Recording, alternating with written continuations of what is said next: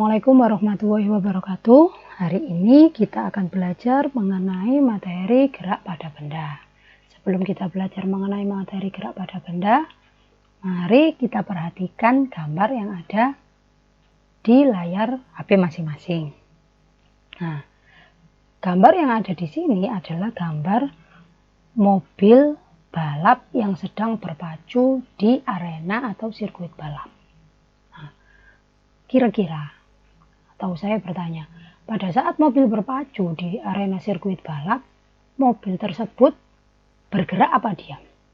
Ya, betul, mobil tersebut bergerak. Dan bergeraknya makin lama, makin cepat, apa makin lambat? Ya, makin cepat. Bergeraknya makin lama, makin cepat. Nah, hal tersebut terjadi karena mobil balap tersebut ingin mendapatkan posisi sebagai juara.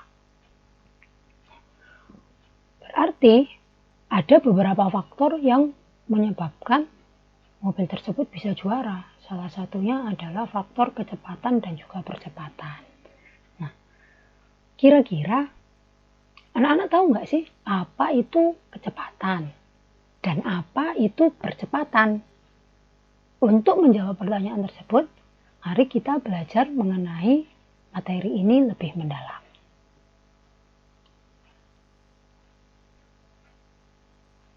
Materi gerak pada benda ini kita akan belajar mengenai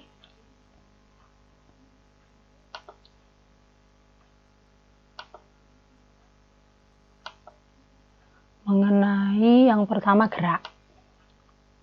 Apa itu yang dimaksud dengan gerak?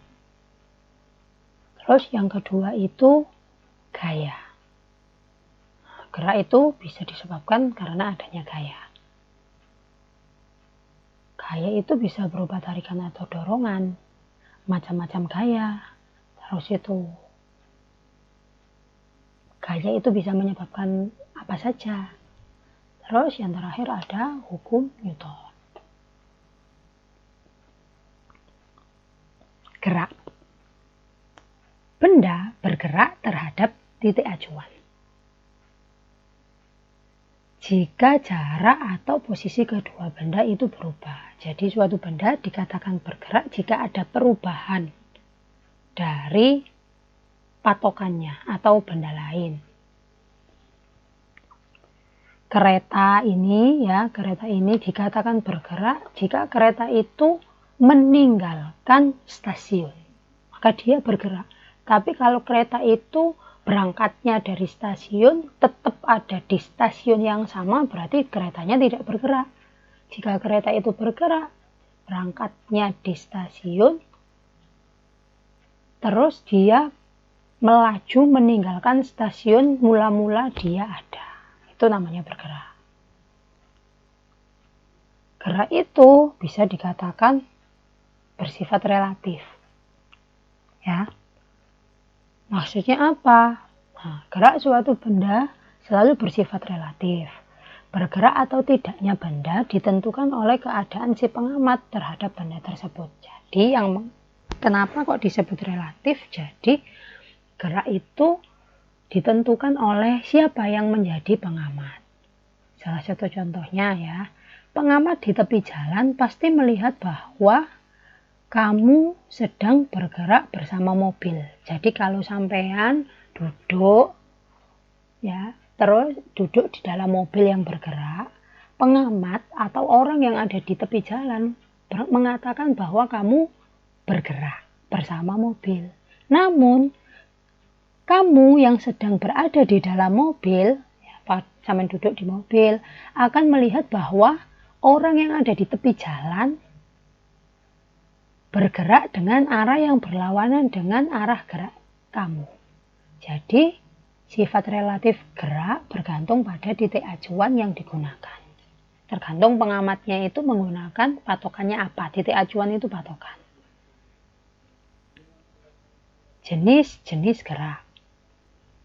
Gerak menurut keadaan benda dibagi jadi dua, ada gerak nyata, ada gerak semu. Gerak nyata itu perubahan posisi benda terhadap titik acuan yang kita lakukan setiap hari kalau kita jalan.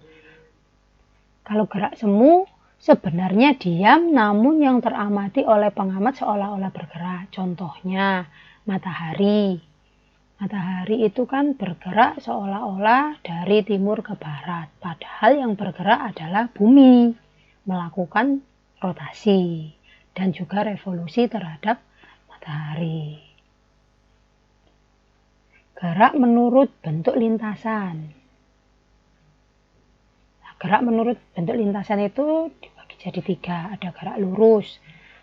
Jika lintasan berbentuk garis lurus, lintasan adalah titik yang dilalui benda selama bergerak. Gerak melingkar, lintasan lingkaran atau bagian dari lingkaran. Jadi lintasannya bentuknya lingkaran. Jarak benda terhadap pusat tetap atau jari-jari. Posisi benda terhadap pusat itu berubah. Terus ada juga gerak parabola. Lintasannya berbentuk seperti parabola. Kelajuan dan kecepatan. Jadi gerak itu ada hubungannya dengan kelajuan dan kecepatan. Apa bedanya kelajuan dan kecepatan? Kelajuan adalah jarak setiap satuan sekon. Kalau kecepatan perpindahan setiap satuan sekon. Jarak adalah panjang lintasan yang ditempuh dalam satuan waktu. Tapi kalau perubahan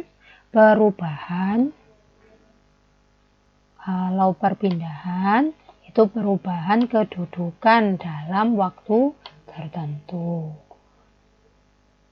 Kalau ada segitiga kayak gini, ya lintasan segitiga, kamu ada di sini, ini sampean. Mau jalan ke sini, ke B katakanlah, lewat ini. Kalau yang dikatakan jarak, berarti kamu lewatnya dari ini, saya kasih A ya. Mau jalan ke B, itu kamu lewatnya sini dari A ke C ke B. Ini namanya jarak ACB ya. Kalau jarak itu ini A C B. Kalau perubahan kedudukan dalam waktu tertentu, kedudukan pertama kan sampai di A. Kalau ke B ya berarti cuma ditulis dari A ke B saja. Itu namanya perpindahan. Kelajuan tetap, kelajuan gerak, tiap bagian gerak ditempuh dalam waktu yang sama. Kalau kelajuan rata-rata, bergerak menempuh jarak tertentu, tiap bagian tidak ditempuh dalam waktu yang sama. Kelajuan disebut besaran skalar, atau dia hanya punya nilai dan satu satuan, tapi tidak punya arah. Kalau kecepatan itu besaran vektor, punya nilai atau besar, ya, juga punya arah. Contohnya berjalan dari ke arah kanan, itu namanya punya arah. Tapi kalau berjalan ke rumah, pokoknya ke rumah, nggak tahu ke kanan apa ke kiri, ke utara atau ke selatan, lah itu namanya skalar. Nah, rumusnya kecepatan itu adalah jarak S per dv sama dengan ini V, ini kecepatan, sama dengan jarak S dibagi T. Ini juga rumusnya kelajuan ya, ini jumlah dari perpindahan dibagi jumlahnya waktu atau selisih waktu.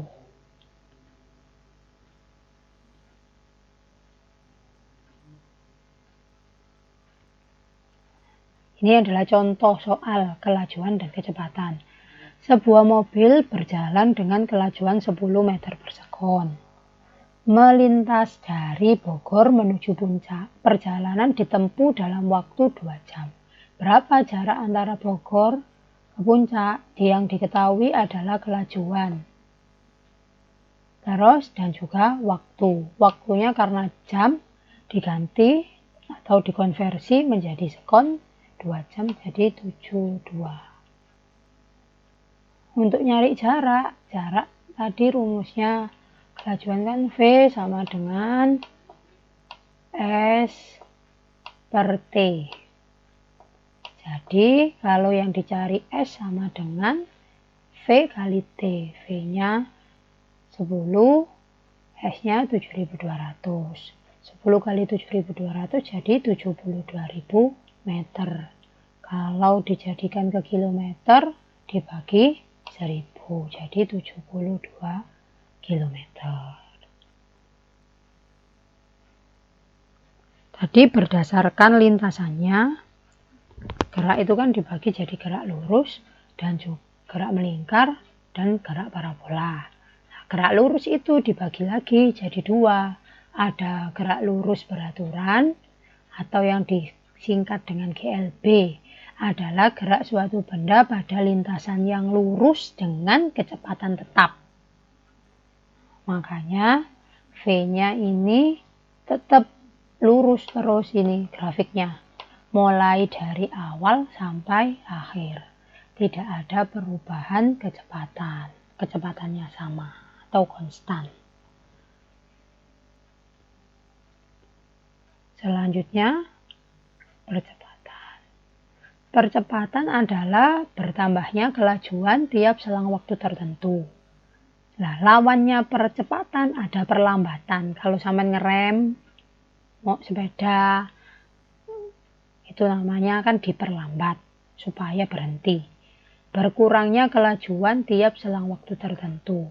Rumusnya percepatan adalah kecepatan waktu tertentu dikurangi kecepatan mula-mula dibagi waktu. Jika percepatan nilainya positif, kalau perlambatan nilainya negatif.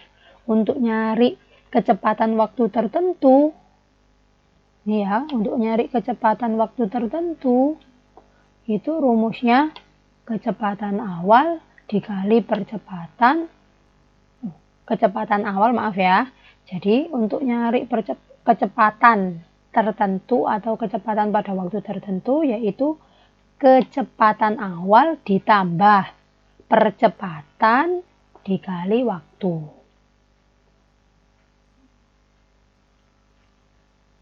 Selanjutnya, gerak lurus itu ada gerak lurus berubah beraturan, atau disingkat GLBB.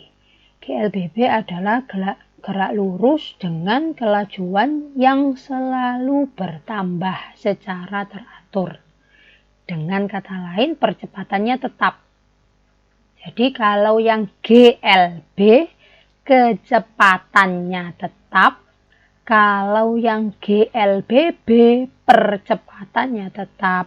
Dengan kata lain, gerak lurus berubah beraturan adalah gerak benda dengan lintasan lurus dan percepatan tetap. Akibat gerak lurus berubah beraturan ini adalah gerak benda yang dipercepat beraturan atau gerak benda diperlambat beraturan. Sekian penjelasan gerak dari saya. Selalu belajar di rumah. Kalau keluar rumah taati protokol kesehatan. Jangan lupa berdoa. Dan jaga kesehatan. Sekian dari saya. Wassalamualaikum warahmatullahi wabarakatuh.